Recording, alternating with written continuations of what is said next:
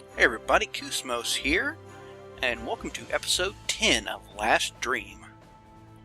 Now, unlike my usual videos, this one and actually the rest of the videos for this, the rest of the Last Dream videos for this week, will have post-commentary. My microphone decided to take a little nap while I was recording, so I've had to come back to, make it so you're not just listening to it mostly silent video. Right now we're exploring the Woods of Despair. A lot of recipes in here, honestly. Also, I've sped up the fights because, to me, the post-commentary in the fights is a little bland. There's, not much to say about it without reacting. Honestly, not really a big fan of post-commentary for this game either, or just the general gameplay. More of a as we go about it, but, don't really have saves as far back as when I first started recording this, so here you go. This fight takes surprisingly a long time for being fast-forwarded 4 times. And here we are trying, checking out the bones, seeing if I can interact with them. Unfortunately not.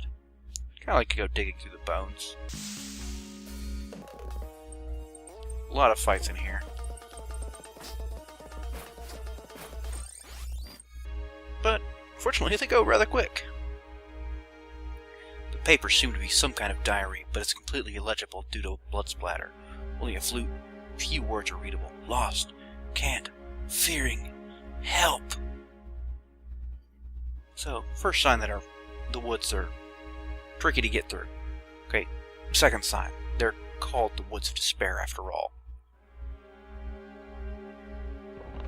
But most of the dead ends have treasure chests. And monsters. A lot of status effects also.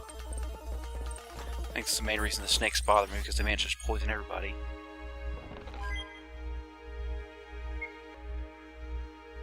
And that beep you heard was me going to the menu. I've also edited that out because, live commentary on going through the menus. Also not very exciting. But of course there I just healed up the poison. Going back and looking at that, I seem like I don't know what I'm doing with selecting targets, but I'm trying to spread out my targets, steal from the ones that give the good stuff like the imps, and make certain I don't kill them beforehand. And you'll hear that beep quite often after I open chests, making sure that I have the best gear on of what I've just picked up. And we'll see these imps and lizards quite a lot. I mostly steal from the imps because they tend to give me the magic potions. And we also do a lot of backtracking because I want to find all the nooks and crannies. And our first puzzle. Just gotta look at it for a bit to figure out what's going on. You can see that orange boulder there. It's fairly common for the orange boulders to be the one we can move. We have to test out the white boulders just in case. So, there we go. Move it down, it goes up. And as we search around for which direction to push it, left goes right. So pushing it that way, and we've got it stuck. The first boulder will take me a little bit as I figure out how to get it there. And at a bit of an impasse here. And we're about to push it. No, don't do it. Don't do it. Yep. And we can't push it the right direction. We gotta push it from the right. So we reset again. What is this? Take number 3? think we're onto something? Well, we can't move it back down, so I think it's the corner we had in the first time.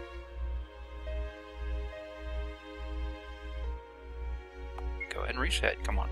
Oh, what are we doing? Oh yes, I'm trying to see if I could break the mud piles.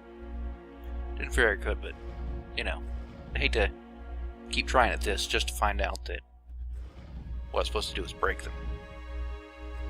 And there's the first boulder. From here, I don't think there's too much trouble as long as I don't push the boulder into a corner I can't get it out of. It's pretty much there's only, as far as I can tell, one solution to this puzzle the way it's set up. I could be wrong about that, but it seems... You saw how easy that was.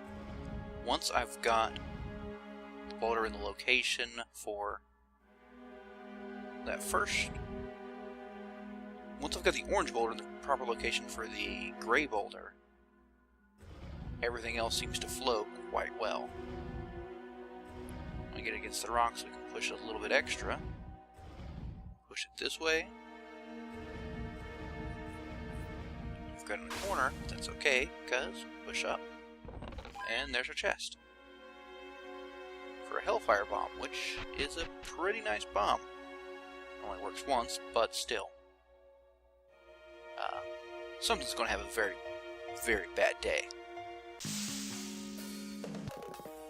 And time for another super speed combat.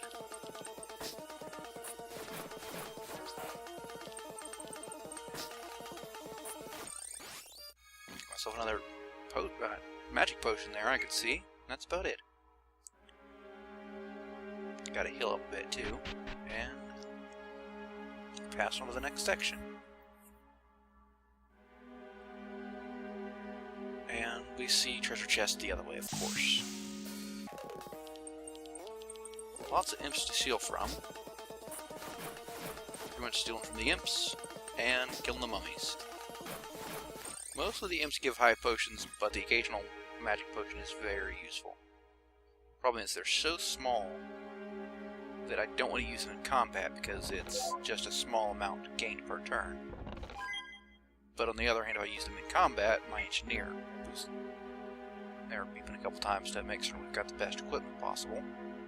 As I said, we do that a lot. I've noticed re-listening to my videos, I've referred to myself as we a lot when playing, well, when recording.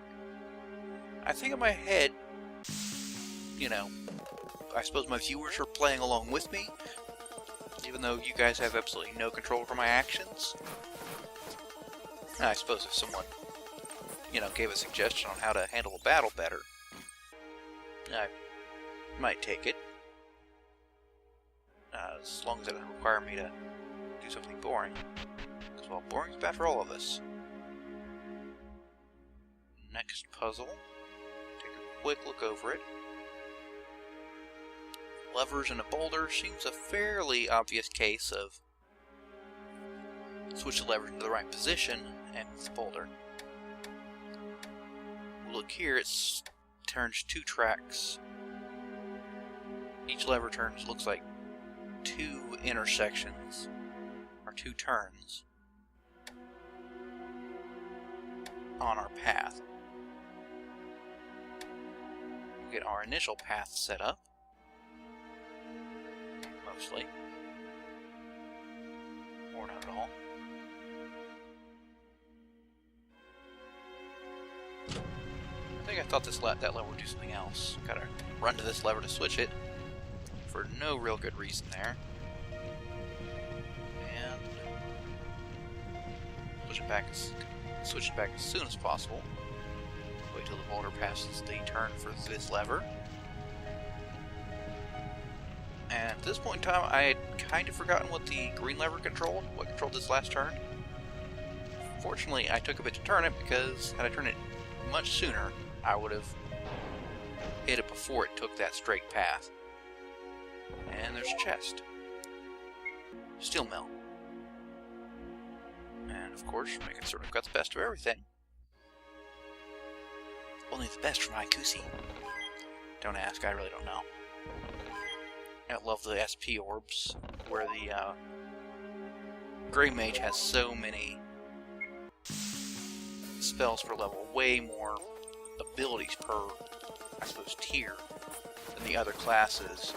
I continue feeding Koos pretty much all of my skill orbs, because, well, he doesn't get a great selection, especially his different types of elementals. I want him to have as much as possible. A little bit of confusion as I try to figure out which way I haven't gone.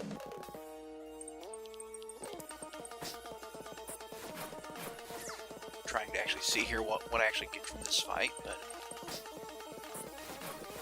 I suppose it's the downside of going super speed here. And Spike Shield and Rune Staff. Actually there I misread the Spike Shield and thought I got an actual Spike Shield on a recipe. It's been entirely too long searching through my inventory to find where the Spike Shield was, just to finally realize it was a recipe. This fight, I thought it was a boss fight, because I hadn't seen these before. And she looks a bit larger than normal. She was kind of tough. And right there I discovered, in fact, no. She's not that hard. Definitely not a boss. Once again, here I see a save point, and anybody familiar with, well, any kind of RPG where you have save points, you see a save point, you know something bad's coming up. Well, not in this case. Just a dead end and treasure. Small fight, suck you by, and a couple orcs. No problem whatsoever. And as usual, I pass a save point, even if I literally just passed it and just saved there.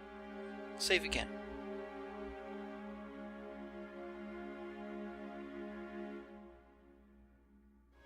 Done so good so far navigating this without getting too horribly lost. And aside from a bit of a accuracy issue, that orc is just pushover.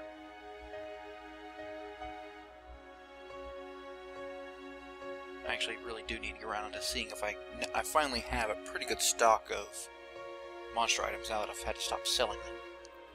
By order of the King of Doria, no trespassing in these woods. Dangerous monsters lurk everywhere. Like right beside the sign.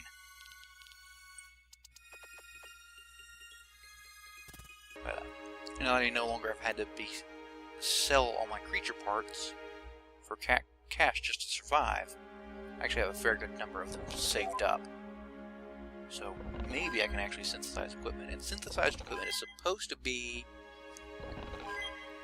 as long as you're doing the, I suppose, max level of synthesized equipment, it's supposed to be better than anything else you can buy or maybe find. I'm not certain how it compares to, like, if there's any, you know, like a legendary weapon or something. But for the most part, it's supposed to be pretty good equipment.